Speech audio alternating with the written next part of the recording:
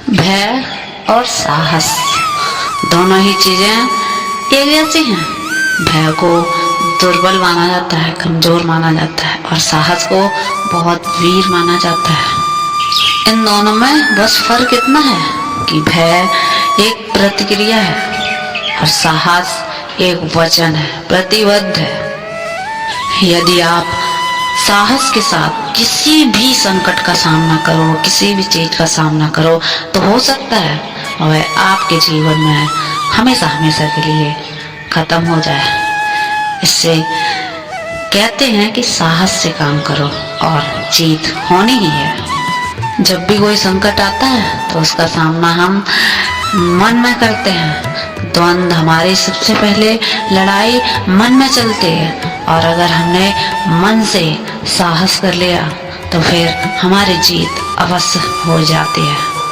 तो अपने जीवन के संकटों का साहस के साथ सामना कीजिए और बोलते रहिए राधे राधे।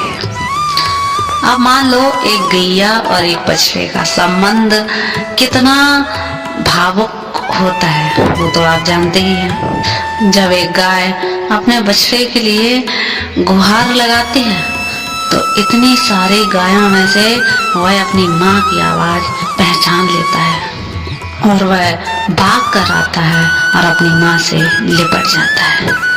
बिल्कुल वैसा ही होता है अपने कर्म का और कर्म की सफलता का। जब आप कर्म करते हैं और कर्म जब आपका पुकार लगाता है उस गाय की तरह, तो आपकी सफलता उसकी आवाज सुनकर ढूंढते हुए आपके पास तक आ ही जाती है।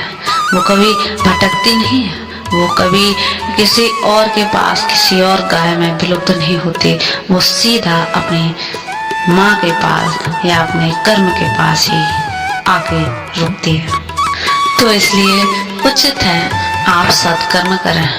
भले ईश्वर आपको एक बार क्षमा कर दे, लेकिन कर्म आपके कभी क्षमा नहीं करते। आपके कर्म आवाज लगाते हैं तो उसका दुष्कर्म हो या सत्कर्म, उसका फल अवश्य ही आपके पास खिंचा चला आता है।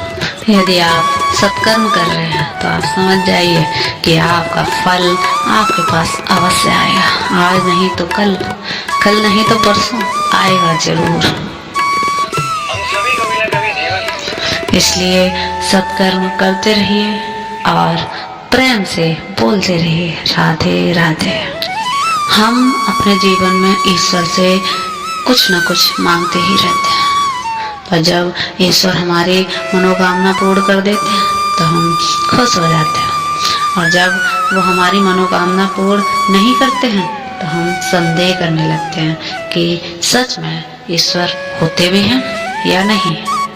मान लो यदि आपने ईश्वर के सामने एक अपनी मनोकामना रखी और ईश्वर ने आपकी मनोकामना पूर्ण कर दी, तो समझ जाइए कि ईश्वर जानते हैं कि आपको उसकी बहुत ज़्यादा ज़रूरत है।